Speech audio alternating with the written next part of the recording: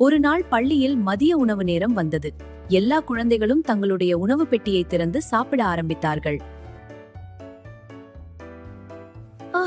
எனக்கு இந்த காய்கறிகள் பிடிக்கவே இல்ல.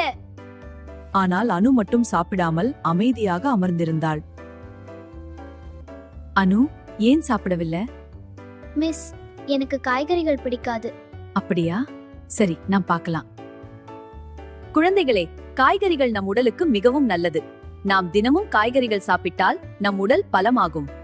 கேரட் சாப்பிட்டால் கண்கள் நல்லா இருக்கும். கீரை சாப்பிட்டால் உடல் பலமாகும். பீட்ரூட் சாப்பிட்டால் ரத்தம் நல்லதா இருக்கும். முருங்கைக்காய் சாப்பிட்டால் உடல் ஆரோக்கியமாக இருக்கும்.